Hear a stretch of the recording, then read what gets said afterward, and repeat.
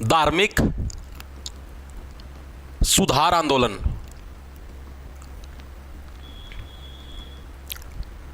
ठीक है भाई, ये क्या चीज है जिसके बारे में समझाता हूं, एक बार के लिए आ जाओ तुम।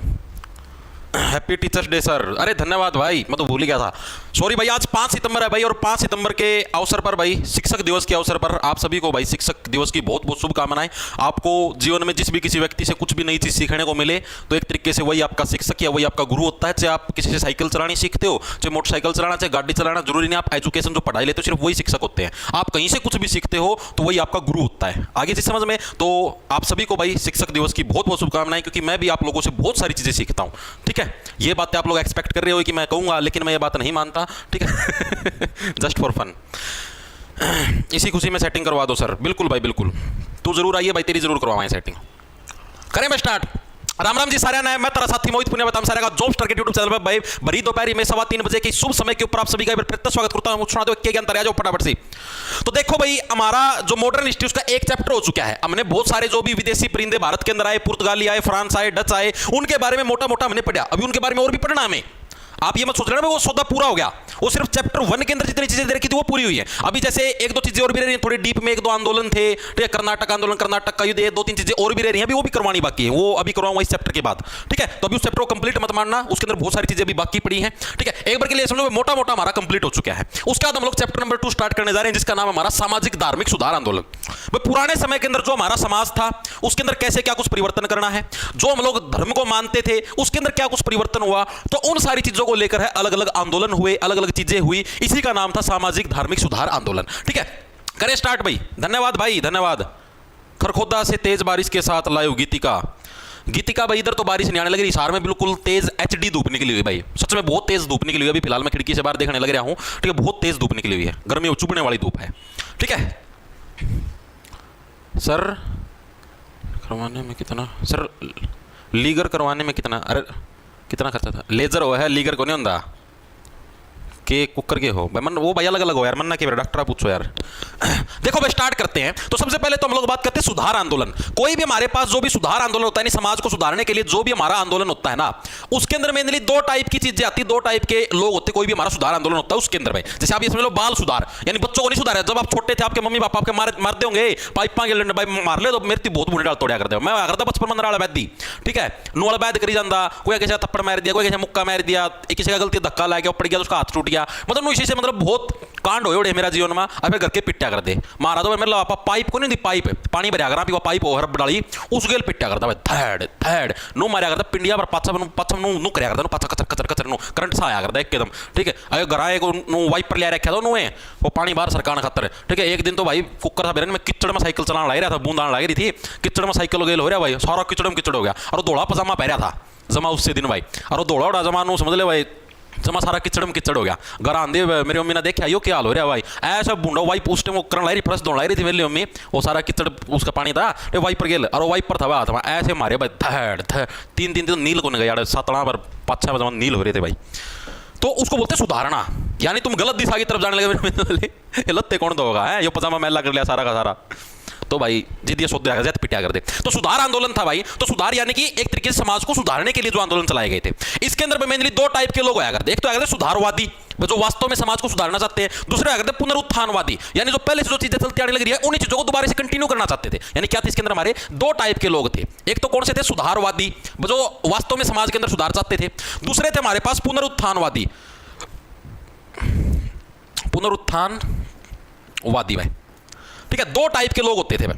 सुधारवादी कौन से होते थे? सुधारवादी वो लोग होते जो समाज में सुधार लाना चाहते थे, सामाजिक बुराइयों को खत्म करना चाहते थे। लिखेंगे सभी साथी, जो समाज में, अरे यार यो गलत सौदा है भाई, क्लास के बाद संपर्क अभी नहीं, जो समाज में सुधार लाना चाहते थे वह सामाजिक बुराइयों को खत्म करना चाहते थे। ठीक है, इनका नाम था कौन? क्या नाम था? सुधारवादी भाई। ठीक है जी। और पुनरुत्थानवादी कौन से थे? पुनरुत्थान, पुनर का मतलब दोबारा, उत्थान का मतलब उठाना, यानी जो चीजें पहले से समाज के अंदर फैली हुई है उन्हीं चीजों को दोबारा से शुरू करना। ठीक है, यानी कि पुरानी चीजों को समाज में दोबारा शुरू करना। ठीक है, उसको क्या बोलते हैं, उनको बोलते थे पुनरुत्थानवादी, दोबारा से उन चीजों को उसने स्टार्ट कर लिया है। ठीक है जी। पुराने समय के अंदर हमारे समाज के अंदर कौन कौन से टाइप की सामाजिक बुराइयां थी? बहुत सारी थी। जैसे जी जारी मारना, जारी मारना पुराने समय से हमारे समाज के अंदर ये चलती आने लगी परंपरा, अभी भी चलती है। ठीक है, ये सामाजिक बुराई तो अभी तक खत्म नहीं हुई। दूसरी हमारी अस्पृश्यता, छुआछूत, पुराने समय के अंदर हमारे पास अनटचेबिलिटी बोलते हैं जिसको इंग्लिश में, एक सामाजिक बुराई थी। भाई कोई भी जैसे मान लिया दूसरी जात का है तो उसके साथ ये बिहेव करते ना, भाई ये दूसरी जात का, नीची जात का, इसके हाथ भी नहीं लगवाना वरना अपना बीमारी हो जाएंगी, अपना मतलब जो नीची जात का अगर उसका अगर हाथ भी लग जाएगा पानी का खाना तो खाना पीना कौन कराया करते, मतलब इतनी खराब सिचुएशन आएगा जो अस्पृश्यतावाद बोलते थे। दूसरा हमारा अंधविश्वास होया करता, मतलब कि लोग अंधविश्वास के अंदर बहुत वो रखा करते, भाई हाँ सांप काट लिया, झाड़ा लगवा लो, ये भी रखा है लोग, ये भी खत्म को नहीं हुई है, काफी हद तक तो खत्म हो, लेकिन गांव वगैरह के अंदर जाओगे तो उधर अभी भी वो है। ठीक है, पीलिया हो गया, अरतारा के नाम है यो टाइफाइड हो गया, उस केस में भी झाड़ा लगवा लो, झाड़ा झाड़ा लगवा लो, झाड़ा, अरे झाड़ा तक कौन ठीक होया कर रहे हैं और लोग मानना भी कौन, जोड़ सी चीजा ना मानना है ना, वो अपनी बात कौन मानना है यार। तुम खुद बताओ, पीलिया होया है, टाइफाइड है, पेट के अंदर बैक्टीरिया है, ठीक है, वायरस जो घुसे हैं पेट में, उनकी ज्यादा बीमारी हुई है, वो छोटी आंत के ऊपर प्रभाव, आंत के ऊपर प्रभाव डालेगा, टाइफाइड आंत के ऊपर प्रभाव डालेगा, पीलिया तारा लीवर के ऊपर प्रभाव डालेगा। अब जो बीमारी उसके ऊपर काम करो ना, झाड़ाला की कर दिया तुमने बताओ, झाड़ाला भगवान थोड़ी ना है। और 100 बार बता चुका हूं कि कोई भी इंसान भगवान नहीं हो सकता, किसी भी कीमत पे नहीं हो सकता। जो तामी अलग अलग बाबियां थी मानो ना, यो बाबा भाई सब तो ऊपर है तो भगवान का अवतार, कुछ को नहीं भाई, कुछ भी नहीं है। ठीक है, तो ये चीजें मैं आपको बताना चाहता, तो मतलब लोग मानते नहीं, तो इसको बोलते थे अंधविश्वास, यानी अंधा विश्वास करते थे आंख मिच के। मान लो कल मैं भी लाग जाऊँ कहना हाँ भाई मेरा हाथ लगवाना था, और मतलब क्यों बोले अगर भाई तो लोग उसने ही मान लेंगे। हालांकि चीज पॉसिबल है कौन भाई, मानो यह बात है, या चीजें संभव कौन भाई, तो लोग नो अंधविश्वास हम पड़े रहे जितने बाबे वगैरह ट्रेंड में और कुछ करावा है, इन बाबे ने कोई पूछा है?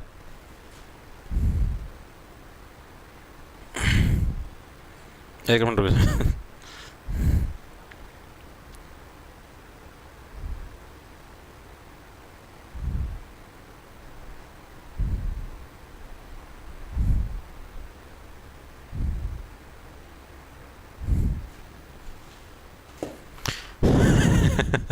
सर जी क्या बैच लेना, डिस्काउंट चला दो चलाया दिमाग, क्लास खत्म है पास चला जाऊं बस। ठीक है भाई, तो ये चीज समझ गए, यानी इस टाइप से अंधविश्वास था। तीसरी जो हमारी एक बुरी प्रथा थी उसका नाम था बहुविवाह। बहुविवाह का मतलब पहले ये ट्रेंड होता था भाई एक आदमी जितनी मर्जी चाहे उतनी शादियां कर सकता था, नु कोई रूल कौन है, तो ये बने आजादी पाछा भाई हाँ एक आदमी एक के ब्याह करेगा। पहले ये सोचा करता भाई जोन सी पसंद आवे आदमी ने गली में घूमना जारी मारदा नो, अरे मैडम जी इधर भी देख लो एक बार, दोनों जारी मार देंदा भाई। ठीक है, मैडम ना तो इसे जार पसंद आया करे, जोड़ बैठ करे, मैडम आजकल जो सीधे साधे सिंपल लड़के नो पसंद को नहीं आते, जोड़ बैठ करे ना पुकरापन देखना वो पसंद आया करे। मैडम जी नो नाखून से बांधे, हाँ जी पसंद हो, बस ब्याह होया। ठीक है, फिर एक दिन और कितने हांड चले गया, रेड स्क्वायर में जारी मार ली, फोरा चौक पर जारी मार ली, कोई छोरी दिख गई मार दी जारी, जिद्दे फिर ब्याह हो गया। मतलब कि मल्टीपल जो शादी होने लग रही थी। ठीक है, बहुविवाह ये भी एक समाज की बुराई थी। ठीक है, मतलब फिर यार आदमी एक महिला को संभाल नहीं पाता, 3-3 4-4 महिला उनका फिर आपस में मौजूद बाजदा। ठीक है, फिर एक बुराई का नाम था पर्दा प्रथा। पर्दा प्रथा सबसे बड़ी बुराई थी भाई, महिला को पर्दे के अंदर रहना।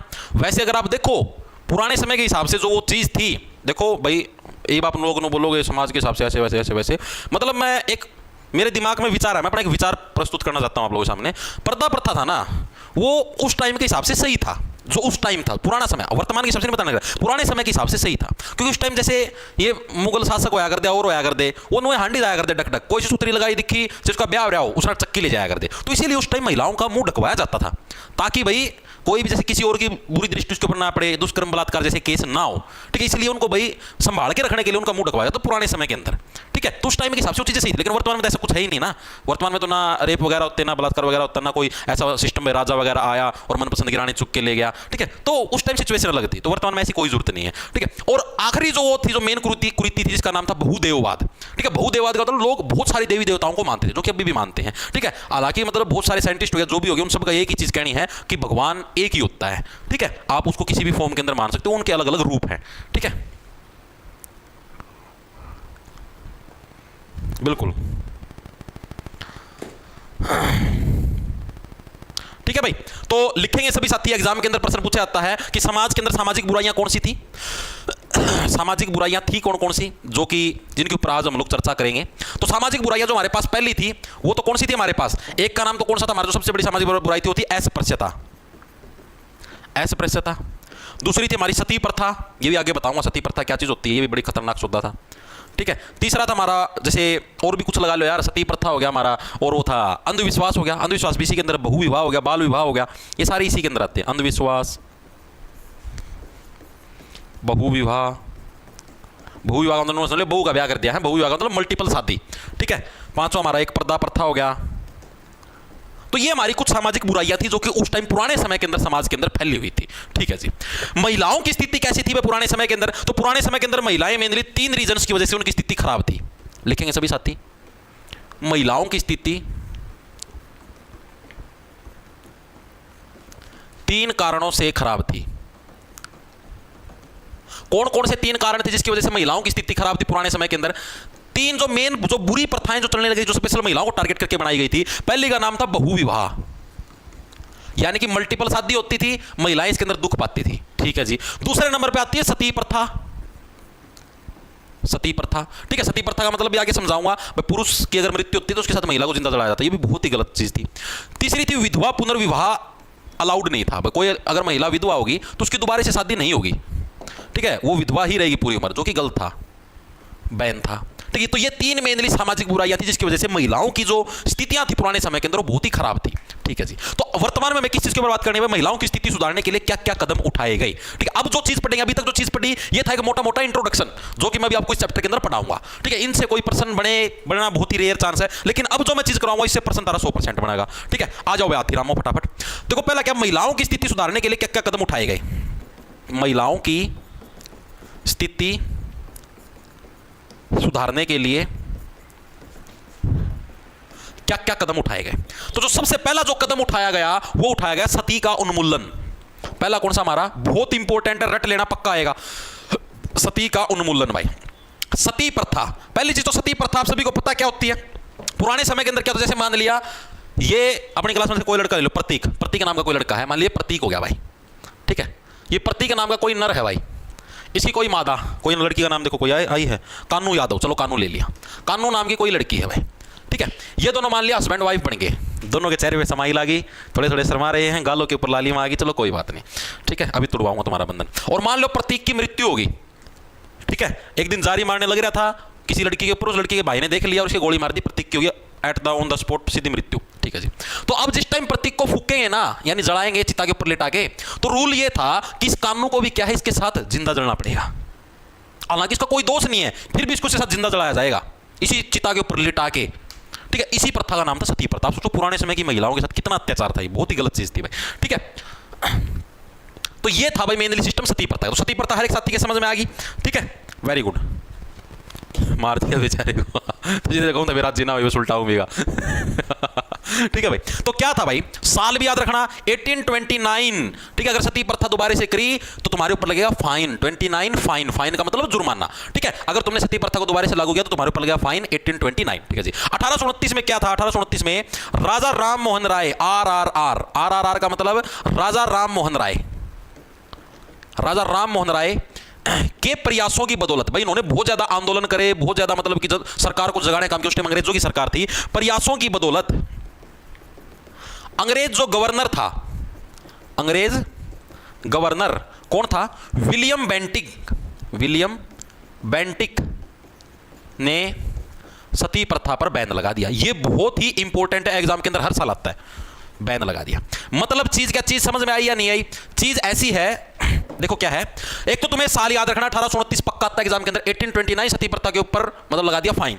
राजा राम मोहन राय डायरेक्ट याद रह जाएगा भाई, इन्होंने खूब ज्यादा आंदोलन करे कि सती प्रथा पर बैन लगे। विलियम बेंटिक, बेंटिक के अंदर देखो नाम के अंदर क्या, बेंटिक के अंदर बैन, बेंटिक के अंदर क्या नाम है, बैन, यानी सती प्रथा के ऊपर बैन लगाने में कौन थे, गवर्नर, अंग्रेज गवर्नर जनरल आपके विलियम बेंटिक थे। किसके प्रयासों की वजह से, राजा राम मोहन राय। साल कौन सा था, 1829, इसके ऊपर क्या तुम्हारा सती प्रथा के ऊपर बैन लग गया। सिर्फ इतनी ही चीजें याद रखनी सती प्रथा के बारे में, एग्जाम में इससे बार कुछ भी नहीं पूछेगा, लिख के ले लो चाहे तुम इधर, ठीक है। सभी साथियों के समझ में आई इतनी चीजें? आगे चलूं,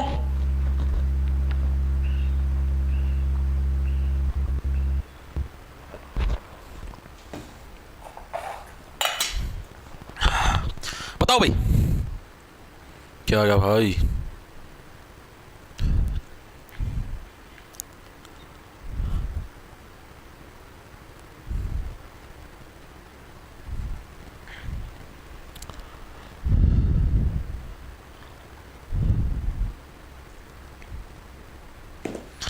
देखो भाई क्लियर है, क्लियर है, क्लियर है, ठीक है भाई।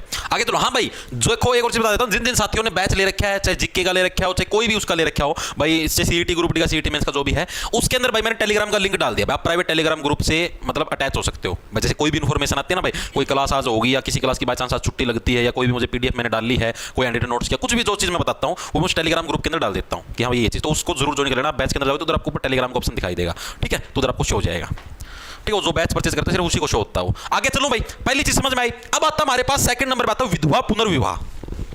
सेकंड नंबर पे क्या आती, जो महिलाओं के प्रति जो कुप्रथा थी, विधवा पुनर्विवाह। ये भी बहुत इंपॉर्टेंट है एग्जाम पॉइंट ऑफ व्यू से, एग्जाम के अंदर 4 से 5 बार आ चुका है। विधवा पुनर्विवाह का मतलब, जैसे पहले क्या रूल होता भाई, विधवा होगी भाई, इसका हस्बैंड मर गया तो इसको तो डायरेक्ट जिंदा जला दिया जाता था। फिर क्या समय के साथ जैसे ही तुम्हारा सती प्रथा के ऊपर बैन लगा, फिर ये रूल बना दिया भाई, सरकार ने बैन लगा दिया कि अंग्रेज सरकार ने कि भाई हाँ सती कोई मतलब किसी महिला का हस्बैंड मर गया तो उसको जिंदा नहीं जलाना। तो समाज ने क्या रूल बना लिया भाई, जिंदा नहीं जला सकते तो इसके साथ कोई और शादी भी नहीं करेगा, ठीक है भाई। ये विधवा हो चुकी है, अब इसके साथ कोई और मर्द शादी नहीं करेगा, तो ये रूल भी बना दिया था। मतलब ये समाज के लोगों ने रूल बना लिया कि भाई चलो इसको जला नहीं सकते, सरकार ने रूल बना दिया, तो अब क्या इसके साथ दोबारा शादी भी कोई नहीं करेगा। मतलब वो अकेली अपना जीवन काटती थी पूरा, ठीक है। फिर क्या बनाया, फिर अंग्रेज सरकार ने रूल बना दिया विधवा पुनर्विवाह, कि हाँ भाई अगर कोई महिला विधवा हुई है तो उसकी दोबारा से शादी वो कर सकती है, उसको कोई रोक नहीं सकता, कानूनी अपराध होगा अगर उसको कोई रोकेगा तो, ठीक है। अगर कोई मर्द करना चाहता है शादी तो कर सकता है। तो ये कैसे क्या कुछ हुआ था 1856 में, याद कैसे 1856 में क्या है, इतिहास के अंदर ये कांड छप गया कि हम विधवा महिलाओं का भी दोबारा शादी होने लग रही है, ठीक है। 1856 में क्या है, ईश्वर चंद्र विद्यासागर, जैसे वहां पर राजा राम मोहन राय था, एक समाज सुधारक, उसने खूब आंदोलन करे थे सती प्रथा के लिए, तो यहां पर विधवा पुनर्विवाह के लिए ईश्वर चंद्र विद्यासागर, ठीक है, साक्षात इसमें साक्षात ईश्वर आगे थे, भगवान नीचे आगे थे, हमें विधवाओं का दोबारा से विवाह करवाया। तो ईश्वर चंद्र विद्यासागर थे, इनके प्रयासों की बदौलत जो डलहौजी था, यहां पर कौन था सती प्रथा के अंदर, हमारा विलियम बेंटिक था, यहां पर कौन आ गया, डलहौजी, ठीक है। तो ईश्वर चंद्र विद्यासागर के प्रयासों की बदौलत डलहौजी ने क्या है, यह कानून पेश किया था। ईश्वर चंद्र विद्यासागर के प्रयासों की बदौलत, ठीक है, 1856 में ईश्वर चंद्र विद्यासागर के प्रयासों की बदौलत डलहौजी कौन था, जैसे पहले विलियम बेंटिक गवर्नर जनरल था, तो बाद में डलहौजी गवर्नर जनरल बन गया था 1856 के पास, ठीक है। डलहौजी जो कि क्या था, गवर्नर जनरल था, गवर्नर जनरल द्वारा यह कानून पेश किया गया। भाई क्या कानून पेश किया गया भाई, जो भी तुम्हारी विधवा महिलाएं होंगी भाई उनकी दोबारा से शादी हो सकती है, ये चीजें संभव है, ठीक है जी। ये जो ईश्वर चंद्र विद्यासागर थे, इसके अंदर जो ये विद्यासागर है ना, विद्यासागर जो इनको ये सरनेम मिला था, ये जो उपाधि मिली थी, ये किस वजह से मिली थी, ये एक संस्कृत कॉलेज के प्रिंसिपल थे और उस संस्कृत कॉलेज का नाम विद्यासागर था, इसकी वजह से विद्यासागर नाम इनको मिला था। एग्जाम के अंदर बकायदा प्रीवियस ईयर के अंदर पूछा गया कि ईश्वर चंद्र विद्यासागर में विद्यासागर इनको किसकी बदौलत मिला था, क्योंकि एक संस्कृत कॉलेज के प्रिंसिपल थे जिसका नाम विद्यासागर था। लिखेंगे सभी साथी, संस्कृत कॉलेज के प्रिंसिपल के रूप में इनको ये सरनेम मिला था। तो ये चीज भी आपको इंपॉर्टेंट है, याद रखना, बहुत बार आते हैं, ठीक है जी। और विधवा पुनर्विवाह के लिए कुछ संस्थाएं भी स्थापित हुई, जो कि जिन्होंने स्पेशल टेंडर लिया कि हाँ भाई मतलब कि हम भी ये पूरा प्रयास करेंगे, कोई भी महिला ऐसी ना बचे कि भाई उसका विधवा पुनर्विवाह करवाने के लिए हम भी स्पेशल मतलब कि पूरे प्रयास करें। कोई आंदोलन करने लगा, किसी ने मतलब स्पेशल टेंडर भी हम देवाएं, विधवा लड़कियों की दोबारा से शादी कर लो, ठीक है, तुम्हारा 1 साल का खर्चा हम देंगे, तो इस टाइप के कुछ अभियान चले, ठीक है। तो विधवा पुनर्विवाह नाम की 2-3 जो संस्थाएं चली या जो अभियान चला, वो 2-3 लोगों के द्वारा और चलाया गया, जो कि एग्जाम के अंदर बकायदा पूछा गया पिछले सालों के अंदर। पहला अभियान कौन सा था, 1853 के अंदर चला था, जैसे 1856 के अंदर जो कानून बन गया था, तो 1853 में यानी कि कानून बनने से पहले किसके द्वारा चलाया गया, ये चला था विशु शास्त्री पंडित के द्वारा। किसके द्वारा चलाया गया, विशु शास्त्री पंडित के द्वारा क्या है, यह अभियान चलाया गया। इस अभियान का नाम क्या था, विधवा विवाह उत्तेजक मंडल, ठीक है। भाई जो विधवाओं का जो विवाह है, ठीक है, उसको पूरी उत्तेजना के साथ पूरा किया जाएगा, ठीक है। विधवा विवाह उत्तेजक मंडल के माध्यम से क्या थे, ये काम करते थे विशु शास्त्री पंडित। सिर्फ एग्जाम के अंदर इतना पूछा गया था कि विधवा पुनर्विवाह संस्था या अभियान 1853 में किसी ने चलाया था, तो विशु शास्त्री पंडित, ये याद रखना, इसको चाहे बेसिक भूल जाना, ये सिर्फ आपको सिर्फ समझाने के लिए, बताने के लिए मैंने आपको बताया, ठीक है, चीजें समझ में आई। अब आता हमारा 1861 वाला, एक था 1861 में। 1861 में भी भाई एक एमजी रनाडे नाम का व्यक्तित्व था। देखो 1856 के अंदर विधवा पुनर्विवाह तुम्हारा लागू हो चुका है, उसके बावजूद भी इन्होंने भी एक स्पेशल संस्था बनाई एमजी रनाडे ने, जिसके माध्यम से क्या था, विधवा पुनर्विवाह को सपोर्ट किया गया, मतलब शादियां इन्होंने स्पेशल करवाई। चीजें समझ में आई, यानी 1861 के अंदर इनके द्वारा गई। तो दोनों के नाम आपको याद रखना, एग्जाम के अंदर बकायदा पूछे जाते हैं भाई, ठीक है भाई। चीजें आई समझ में। वेरी गुड भाई। तो इन दोनों के आपको बकायदा साल और नाम याद रखना। 1853 विश्व शास्त्री पंडित, 1861 एमजी रनाडे। चीजें समझ में आ गई या नहीं आई एक बार के लिए बताओ, ठीक है जी। और एक व्यक्ति तो ऐसा था जिसने क्या है, एक साप्ताहिक अभियान भी चलाता था। साप्ताहिक का मतलब हर वीक के अंदर ये इसका मतलब चूल उठा कर दी, नो आराम था बैठा रहा करता, बैठा बैठा के अंदर कीड़े उछल जा करते कि विधवाओं के लिए कुछ ना कुछ करते हैं, इस हफ्ते विधवाओं के लिए कुछ ना कुछ करते हैं, मतलब अंदर तनु उठा करता इसका, ठीक है। तो इसने एक अभियान चलाया, मतलब एक व्यक्ति तो था, ठीक है, जिसका नाम था करसोनदास मूलजी। तो इनके द्वारा अभियान चलाया गया जिसका नाम था सत्य प्रकाश। सत्यार्थ प्रकाश अलग चीज है, ये सत्य प्रकाश, दोनों के अंदर डिफरेंस है। सत्य प्रकाश अभियान चलाया गया, सत्याप्रकाश, ठीक है। सत्याप्रकाश क्या था, इस अभियान का नाम था, और चलाया किसके द्वारा, करसोनदास मूलजी के द्वारा चलाया गया। करसोनदास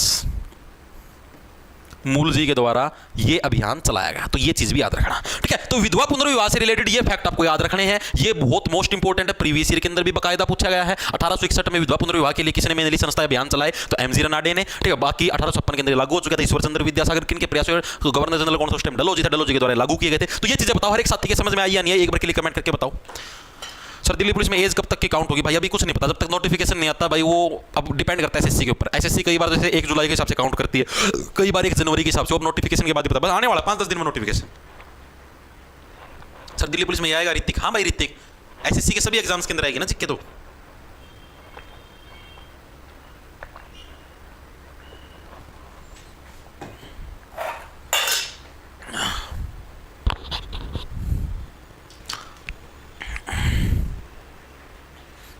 चलो भाई आगे, वेरी गुड।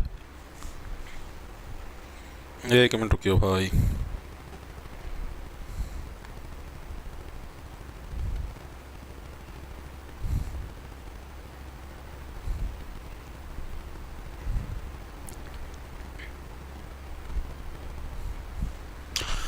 ठीक है जी, ऑल क्लियर ऑल क्लियर, ठीक है भाई। आगे चलते हैं, आगे अब आ गया हमारा बाल विवाह वाला सिस्टम भाई।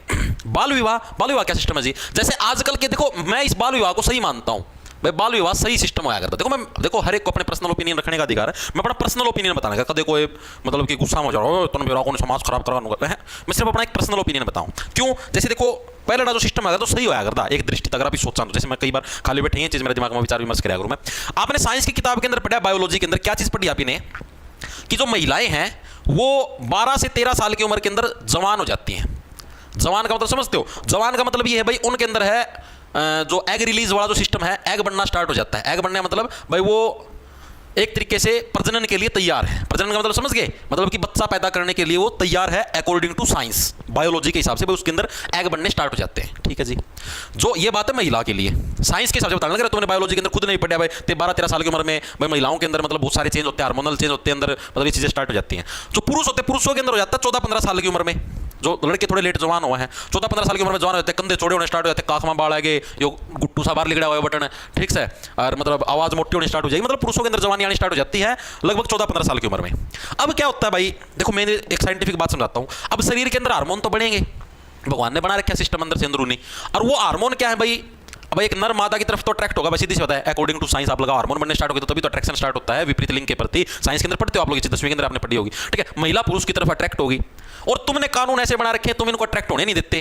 तुमने मना कर दिया कि 18 साल से पहले इसकी शादी नहीं होगी, तुमने मना कर दिया 21 साल से पहले इसकी शादी नहीं होगी, तो क्या करेगा इतने साल बेचारा, खुद बताओ तुम भाई। जवानी इस टाइम आ गई, अंदर का जो शरीर का जो सिस्टम है वो इस टाइम अट्रैक्शन देना स्टार्ट कर गया, लेकिन तुम इनको मतलब तुमने बैन लगा दी, शादी नहीं कर सकते हैं 18 से 21 से पहले।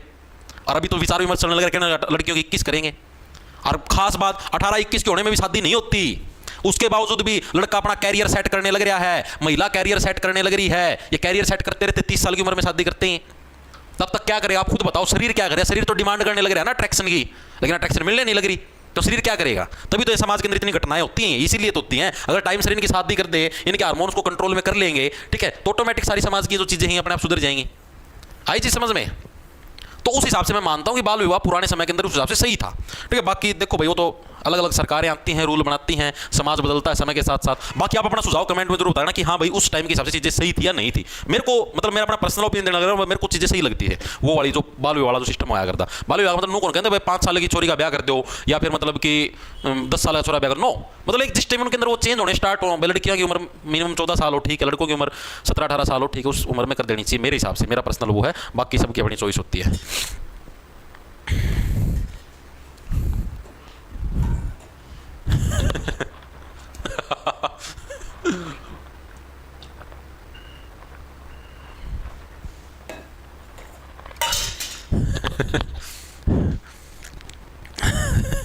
सारे नुका सही है, सही है, राजी हो रहे हैं सारे। ठीक है भाई, धन्यवाद भाई, धन्यवाद। देखो भाई क्या हुआ, बाल विवाह से रिलेटेड बात करते हैं। 1891 में एक कानून पास हुआ जिसका नाम था एज ऑफ कंसेंट। ठीक है, एज ऑफ कंसेंट का मतलब भाई जो तुम्हारी सहमति है, सहमति की उम्र, ठीक है, वो कानून पेश हुआ, तुम्हारा पास हुआ। Age of consent act passed. Age of consent, consent का मतलब होता है सहमति, एक्ट पास्ड। ठीक है, 1891 में क्या तुम्हारा कंसेंट का मतलब लिख देता हूं सहमति।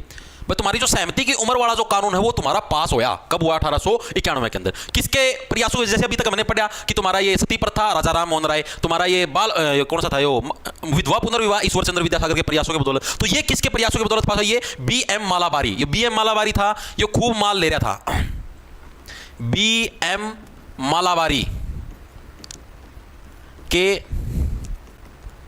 प्रयासों की बदौलत क्या है, तुम्हारा ये एक्ट पास हुआ 1891 के अंदर। ठीक है, क्या एक्ट पास हुआ? एज ऑफ कंसेंट, यानी तुम्हारी सहमति की उम्र।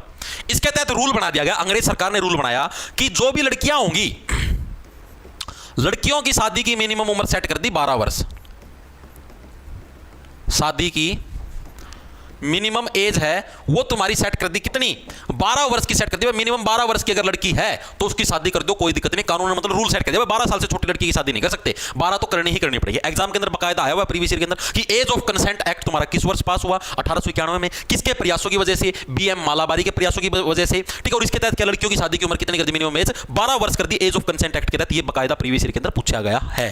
ठीक है, याद रह जाएगा। ठीक है, ये याद किया, as of consent BM Malabari, ऐसे याद रखो। BM मालाबारी का खूब माल वाला आदमी था। ठीक है, तो ये बोला मेरे को तो कोई फर्क नहीं पड़ता, चाहे 12 साल की उम्र में करो चाहे 14 साल की उम्र में, अपने पास तो खूब माल है। ठीक है, शादी कर दें, दहेज में फुल पैसा देंगे। इस हिसाब से ऐसे लो BM मालाबारी, यानी शादी का मामला हो तो माल की बात तो होगी ही होगी। ठीक है जी। उसके बाद फिर अंग्रेज सरकार एक और रूल लेके आई जिसका नाम था शारदा एक्ट। एक्ट का मतलब ही क्या होता है? कानून होता है। तो शारदा एक्ट के तहत नया रूल बनाया गया। इसके तहत जो मादा है, मादा की मिनिमम एज, और जो नर है, नर की, पहले नर की मिनिमम एज सेट नहीं होती, नर तो कितने साल का शादी कर सका है, लेकिन मादा की सेट कर दी। तो अब क्या, जो शारदा एक्ट आया इसके तहत रूल फिर से बदल दिया। इसके अंदर क्या कराया अंग्रेजों ने बताया मादा की जो मिनिमम उम्र है वो 14 वर्ष होनी चाहिए शादी की।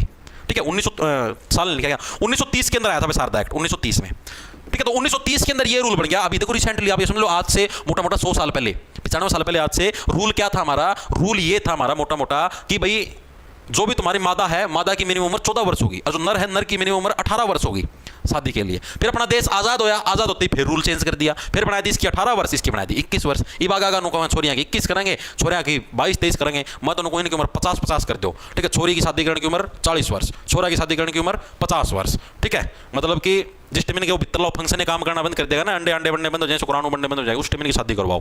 ठीक है, या उम्र टेको तामिन की, फिर मजा होगा। ठीक है भाई, इतनी चीजें हर एक साथी के समझ में आ गई। शारदा एक्ट, सभी साथियों के शारदा एक्ट का बकायदा तुम्हें साल याद होना चाहिए, साल 1930, 1930। ठीक है भाई, चलो आगे। वेरी गुड, वेरी गुड, शाबाश। हर एक चीज के, हर एक व्यक्ति के समझ में आ गई होगी। देखो भाई, अब चलते हैं आगे। अब हम लोग बात करते हैं एजुकेशन की। भाई पढ़ाई का कैसे क्या कुछ सिस्टम चला, पढ़ाई के अंदर कैसे विकास हुआ, पुराना जो समाज था उसके अंदर पढ़ाई, हमारी जो एजुकेशन है, एजुकेशन का उत्थान कैसे हुआ, अब हम पढ़ते हैं इसके बारे में। आ जाओ।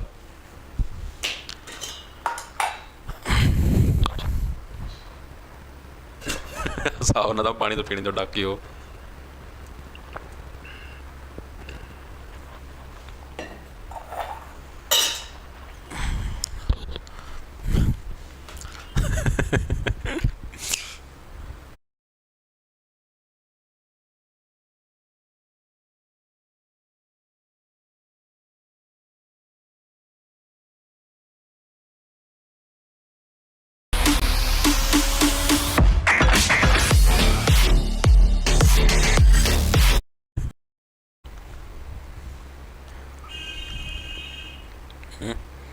ऐसी कोई बात तो कौन यार कि जिसमें हंसी आए, वो तो तुम हंसते हो ऑटोमेटिक है।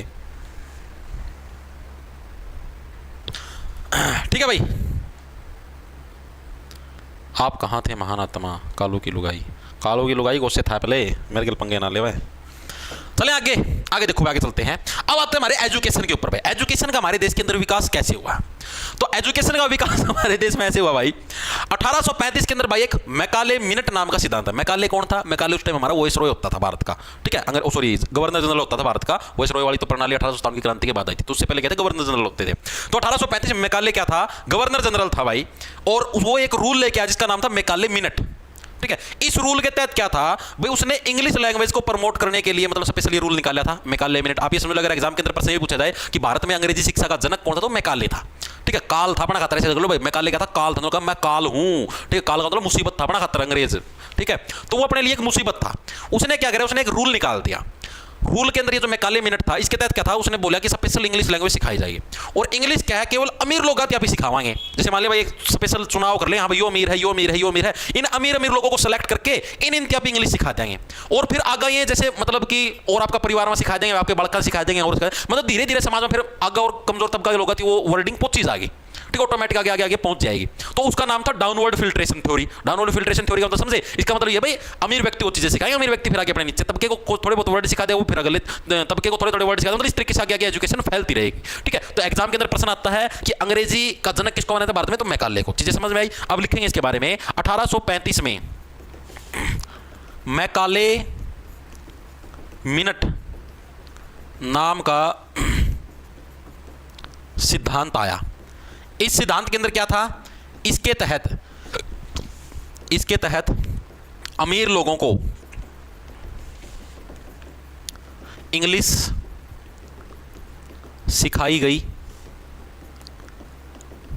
ठीक है। मैकाले कौन था हमारा उस टाइम? गवर्नर जनरल, लिख लेना, ठीक है। इसके तहत क्या था, जो अमीर लोग थे उनको इंग्लिश सिखाई गई थी, ठीक है। और जो अमीर लोग थे फिर उसको क्या है आगे मतलब कैसे पहुंचाएंगे? डाउनवर्ड फिल्ट्रेशन थ्योरी के माध्यम से। आगे लिखेंगे, अमीर लोग इस इंग्लिश को आगे downward filtration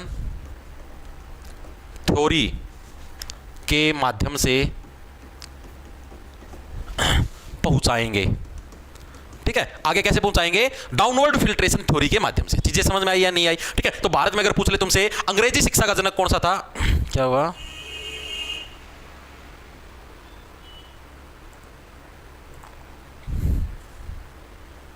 sir eye flu हो गया क्या आपको? हाँ आई फ्लू हो गया भाई।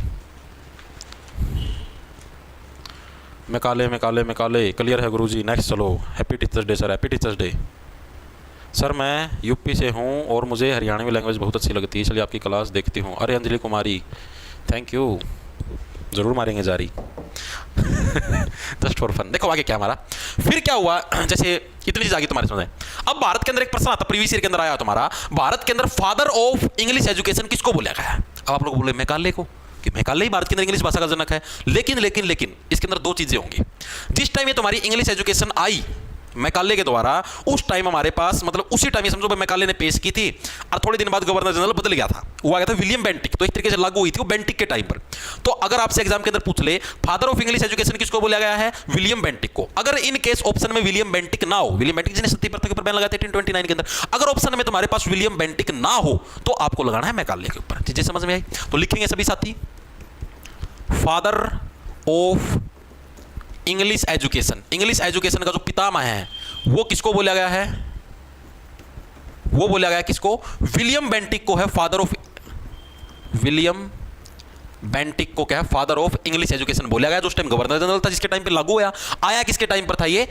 इसके टाइम पर, मैकाले के टाइम पर, ठीक है। मैकाले के द्वारा पेश किया गया था ये। तो अगर आपसे देखो मैंने आपको बता दिया, अगर ऑप्शन के अंदर विलियम बेंटिक है तो आपको बेंटिक के ही लगाना है, जिसने सती प्रथा को बैन किया था। अगर आपसे पूछ ले हुआ है मतलब बेंटिक अगर ऑप्शन में नहीं है तब आपको मैकाले के ऊपर लगाना। दोनों ऑप्शन में आपको एक साथ नहीं मिलेंगे, ठीक है। अगर दोनों ऑप्शन साथ में मिलते हैं तब भी आपको बेंटिक के ही लगाना है। चीज यही समझ में, अगर बेंटिक ना हो तब आपको मैकाले के लगाना है। तो ये चीज याद रखिए, बेसिक चीज मैंने आपको बताई, ठीक है जी। फिर क्या हुआ, ये चीज है मतलब गलत लगी, ये चीज हमको गलत महसूस हुई, मतलब कि समाज के लोगों को भी और अंग्रेजों को भी फिर बात तो ऊपर तक पहुंच जाती है, इनको भी गलत ये चीज महसूस हुई। फिर इन्होंने एक नया रूल लेके आई है जिसका नाम था वुड्स डिस्पैच। वुड्स डिस्पैच ये क्या चीज थी? वुड्स भी क्या था? एक अंग्रेज अधिकारी था। जैसे ये हमारी मैकाले मिनट नाम की थ्योरी आई, उसी टाइप से वुड्स डिस्पैच नाम की भी एक थ्योरी आई, जो कि एग्जाम के अंदर 4 से 5 बार पूछी जा चुकी है। इसके अंदर क्या था, इसने जो तुम्हारी डाउनवर्ड फिल्ट्रेशन वाला जो सिस्टम था ना, इसने इसको रिजेक्ट कर दिया। इसने डाउनवर्ड फिल्ट्रेशन थ्योरी को रिजेक्ट कर दिया भाई। ठीक है, ये क्या बोला भाई, ये जो तुम अमीरों को सिखाते हो और गरीबों को नहीं सिखाते, ये थ्योरी तुम्हारी गलत है, ये सिद्धांत तुम्हारा गलत है। सिखाओ तो सबको सिखाओ, वरना मत सिखाओ। वुड्स डिस्पैच तुम्हारा आया कब था? साल 1854 में तुम्हारा वुड्स डिस्पैच आया था। कैसे याद रखो? 54 मतलब चुनाव, 54 चुनाव। तो तुम स्पेशल चुनाव कर करके लोगों को सिखाने लग रहे हो, ये गलत चीज है। सिखाओ तो सबको सिखाओ, वरना मत सिखाओ। तो वुड्स डिस्पैच आया तुम्हारा 1854 के अंदर। इसके अंदर फिर क्या हुआ? इसने बोला कि हमारी एजुकेशन होगी 3 लेवल के ऊपर। कौन सी? एक प्राइमरी, एक सेकेंडरी और एक हायर। प्राइमरी के ऊपर इसने बोला हम लोग वर्नाकुलर फॉर्म के अंदर एजुकेशन देंगे। अभी समझाऊं वर्नाकुलर क्या होता है। इसने 3 लेवल बांट दिया एजुकेशन के। प्राइमरी एजुकेशन और तुम्हारी सेकेंडरी, और तीसरी थी तुम्हारी टर्सरी, मत बोल देना, हायर एजुकेशन। ये ऐसे बोला कि जो प्राइमरी एजुकेशन होगी ना, वो किस फॉर्म के अंदर होगी? तुम्हारी वर्नाकुलर फॉर्म के अंदर होगी। वर्नाकुलर फॉर्म कौन सी होती है जी? वर्नाकुलर फॉर्म एग्जाम के अंदर लिखी आती है। वर्नाकुलर फॉर्म उधर ये नहीं लिखा आएगा, इसको वर्नाकुलर फॉर्म में होगी। एग्जाम के अंदर वर्नाकुलर फॉर्म ही लिखा आता है। वर्नाकुलर का मतलब होता है भाई तुम्हारा लोकल लैंग्वेज। लोकल लैंग्वेज जैसे आप हिंदी बोलना, हरियाणवी बोलना, ये लोकल लैंग्वेज अपनी लोकल बोली है। ठीक है, इसने क्या बोला? वुड्स नाम का जो अंग्रेज था, ये क्या बोला? ये ऐसे बोला कि भाई जो भी तुम एजुकेशन दो प्राइमरी क्लासों के अंदर, छोटी क्लासों के अंदर, 5वीं क्लास तक, ये तुम उनकी लोकल लैंग्वेज में दो भाई। जैसे मान लिया हम हरियाणा के अंदर रहते हो तो हरियाणवी में दो, हिंदी में दो, पंजाब के अंदर रहते हो पंजाबी के अंदर, यूपी के अंदर रहते हो तो यूपी वाली जो बोली है उस बोली के अंदर दो। मतलब वहां की जो लोकल लैंग्वेज, उस फॉर्म में उन बच्चों को प्राइमरी क्लास के अंदर चीजें सिखाओ। चीजें समझ में आई या नहीं आई? ठीक है, फिर जब वो सेकेंडरी में हो जाए, यानी 5वीं से ऊपर वाली क्लासों के अंदर, 10वीं तक 12वीं तक जब भी होंगे वो, तो वहां पर उनको कैसी दे? उनको दो तुम लोग एंग्लो वर्नाकुलर। ठीक है, कैसी दो? Anglo vernacular. एंग्लो मैंने आपको बताया था, एंग्लो का मतलब क्या होता है? अंग्रेज। अभी हमने पीछे नहीं पढ़े थे, एंग्लो सिख युद्ध और आंगल सिख युद्ध, आंगल मराठा युद्ध। आंगल एंग्लो बात एक ही है। ठीक है, इसको इंग्लिश में एंग्लो बोल देते हैं, हिंदी में आंगल बोल देते हैं, तो कंफ्यूजन होता है ना, ये क्या है? आंगल सिख युद्ध। आंगल होता है अंग्रेज। मतलब एंग्लो वर्नाकुलर का मतलब हो गया भाई थोड़ी बहुत उनकी लोकल लैंग्वेज भी होगी और थोड़ी बहुत अंग्रेजी का भी प्रयोग करना शुरू कर देंगे। चीजें आई समझ? प्राइमरी में ओनली उनकी लोकल लैंग्वेज, सेकेंडरी में एंग्लो वर्नाकुलर। एंग्लो वर्नाकुलर मतलब भाई उनकी लोकल लैंग्वेज भी होगी और उनकी थोड़ी थोड़ी अंग्रेजी का प्रयोग स्टार्ट हो जाएगा। और हायर क्लासेस के अंदर क्या होता है? हायर क्लासेस के अंदर ओनली इंग्लिश लैंग्वेज के अंदर उनकी पढ़ाई होगी।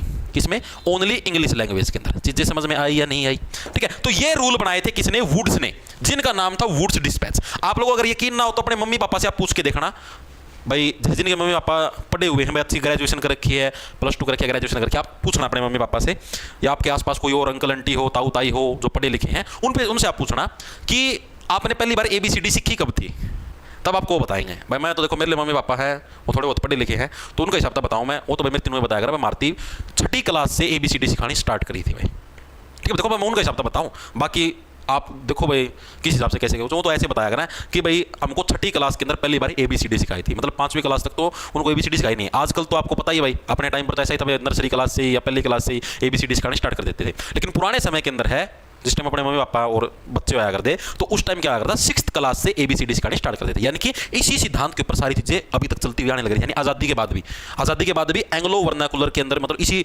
वुड्स डिस्पैच के हिसाब से पढ़ाई होती थी। प्राइमरी के अंदर अपना नॉर्मल हिंदी लैंग्वेज के अंदर, और सेकेंडरी यानी जब तुम 6ठी प्लस हो जाते थे तब तुमको अंग्रेजी का प्रयोग करना सिखाते थे, और फिर ओनली इंग्लिश होती थी। मतलब हायर क्लास के अंदर चॉइस होती है, आप ओनली हिंदी में पढ़ना चाहो, ओनली इंग्लिश के अंदर पढ़ना चाहो। ठीक है, तो ये रूल होते थे वुड्स डिस्पैच के अंदर भाई। ठीक है जी, चीजें समझ में आ गई भाई। अब ये जो वुड्स डिस्पैच था ना, इसको Magna carta of Indian education system भी बोला गया था, एग्जाम के अंदर आता है। ठीक है, इसको मैग्ना कार्टा ऑफ इंडियन, आपसे प्रश्न पूछेगा डायरेक्ट कि Magna carta of Indian education system किसको बोला गया था, तो वो वुड्स डिस्पैच को बोला गया था। तो ये चीज याद रखना, बोला गया था। ठीक है जी, अगली चीज जो हमें इसके अंदर पढ़नी है, जो कि इंपॉर्टेंट है एग्जाम पॉइंट ऑफ व्यू से, वो क्या है भाई? वो क्या है कि जो इसी के अंदर जो एक और चीज भी पूछ सकते हैं, मैं आपको बताने भूल गया, ये जो वुड्स डिस्पैच है किसके टाइम पर लागू हुआ था, ये भी एग्जाम के अंदर आता है। अभी तक तो हमने ये पढ़ा वुड्स डिस्पैच पेश किसके द्वारा किया गया? वुड्स नाम का कोई अंग्रेज अधिकारी था। तो उस टाइम गवर्नर जनरल कौन था भारत का? तो उस टाइम गवर्नर जनरल कौन था? आपका डलहौजी था। तो डलहौजी के समय पर ये पेश किया गया, ये भी एग्जाम के अंदर पूछा गया, CGL के अंदर आया 2 से 3 बार। Wood's dispatch governor general Dalhousie के टाइम पर पेश किया गया, टाइम पर पेश किया गया था। तो ये भी बहुत इंपॉर्टेंट है, एग्जाम के अंदर आता, बहुत ज्यादा बार आया हुआ है कि वुड्स डिस्पैच पहली बार कब पेश हुआ था, तो डलहौजी के टाइम पर हुआ था। इतनी चीजें हर एक साथी के समझ में आई या नहीं आई? ठीक है, और इसी वुड्स डिस्पैच ने, ठीक है, इसी वुड्स डिस्पैच के माध्यम से पहली महिला भारतीय यूनिवर्सिटी भी स्थापित की गई थी, जिसका नाम था, मतलब नहीं यूनिवर्सिटी का नाम नहीं पूछता, किसके द्वारा स्थापित की गई थी? वो थी DK करुए के द्वारा। ठीक है, एग्जाम के अंदर आती 2 से 3 बार आई हुई है। ठीक है, पहली भारतीय महिला यूनिवर्सिटी है, ये स्कूल नहीं है, स्कूल की बात होगी तब हम वो पढ़ेंगे, वो ज्योतिबा फुले वाला जो तुम्हारे दिमाग में कंफ्यूजन चलती होगी। पहली भारतीय यूनिवर्सिटी किसके द्वारा स्थापित की गई थी? किसके द्वारा? डी.के. कर्वे। बहुत इंपॉर्टेंट है, एग्जाम के अंदर आता है डी.के. कर्वे। याद कैसे रखो? याद ऐसे रख लो भाई, डी.के. कर्वे। भाई डिक्का के है, डिकने का मतलब होता है देखना। मैंने देखने क्या लग रहा है, आजा कर पढ़ाई कर। यूनिवर्सिटी के अंदर महिला बार क्या ऐसे ऐसे क्यों डिकने लग रही है, अंदर आके पढ़ाई कर, ठीक है। और ये स्थापित कब हुई थी? साल 1916 के अंदर भाई। साल कोई नहीं पूछता, आपसे पूछा जाता है कि किसके द्वारा करी गई थी? डी.के. कर्वे। बहुत इंपॉर्टेंट, आपको दिखा भी दूंगा मैं जब ये प्रीवियस ईयर के, जब आपको एमसीक्यू करवाऊंगा ना, तब तुमको दिखा भी दूंगा कि हाँ प्रीवियस ईयर के अंदर भी आया हुआ है, ठीक है जी।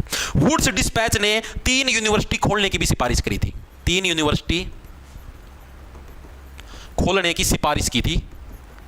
सिफारिश की थी किसने करी थी भाई? तुम्हारा वुड्स जो डिस्पैच है इसने सिफारिश की थी भाई, ठीक है। कौन कौन सी जी? जो भी तुम्हारे ये जो मेट्रो सिटीज है ना, ये जो जिनके पास बंदरगाह लगती है, यानी एक तो बंबई यूनिवर्सिटी, एक हमारी कलकत्ता के अंदर खोलने की सिफारिश करी, और तीसरी मद्रास के अंदर, मद्रास यानी जो चेन्नई है वहां पर। ये जो 3 थी पुराने समय के अंदर बहुत हॉट साइट्स थी। हॉट का मतलब गर्म साइट थी, मतलब ये है कि भाई यहां पर बहुत ज्यादा बिजनेस चलता था, विदेशों से भी लोग आते, तो इसलिए इनको थोड़ी प्रेफरेंस दी गई थी, ठीक है भाई। तो भाई ये था हमारा आज का सिस्टम, मोटा मोटा आज हम इतना ही पढ़ेंगे, ठीक है। सामाजिक सुधार, सामाजिक धार्मिक सुधार आंदोलन लगभग हमने ये समझो 1/3 पार्ट हमने कर लिया। चैप्टर का 3 हिस्से होंगे, यानी 3 क्लासों के अंदर पूरा होगा, तो एक हिस्सा हमने इसका कवर अप कर दिया है, ठीक है। क्लास कैसी लगी कमेंट करके जरूर बता देना। इन प्रश्नों की पीडीएफ है या जो इसके हैंडरेटन नोट्स है वो आपको बैच के अंदर मिल जाएंगे। वीडियो भी अभी आपको बैच के अंदर मिलेगी, यूट्यूब से डिलीट कर दी जाएगी। चीजें आपके समझ में आई या नहीं आई, जो भी मैंने आपको चीजें सिखाई क्लास में, कंसेप्ट आपको मैंने सिखाई, जो मैंने आपको स्पेशल पॉइंट बताए हैं, सती प्रथा कब आई, ठीक है, किसके उसकी वजह से बैन हुई, ठीक, किसने बैन करी, तुम्हारा ये विधवा पुनर्विवाह कब तुम्हारा वो या दोबारा स्टार्ट, कौन उस टाइम गवर्नर जनरल था, ठीक है, बाल विवाह, तुम्हारा शारदा एक्ट कब आया 1930 के अंदर, मिनिमम आयु 14 वर्ष और 18 वर्ष करी गई महिलाओं की, उससे पहले कितनी थी? 12 वर्ष थी, ठीक है। तो सारी चीजें आपके समझ में आनी चाहिए। बहुत एजुकेशन सिस्टम के अंदर वुड्स डिस्पैच आया हमारे पास, ठीक है, और हमारी ये जो दूसरी थ्योरी थी वो थी, तो ये सारी चीजें आपके क्लियर होनी चाहिए। कौन सी किस साल आई, कौन गवर्नर जनरल था उस टाइम, किसके द्वारा पेश की गई, जैसे वुड्स डिस्पैच वुड्स के द्वारा पेश करी गई थी, ठीक है। तो ये अंग्रेज अधिकारी होते थे, तो इस हिसाब से चीजें आपको याद रखनी है। तो सभी को राम राम, धन्यवाद।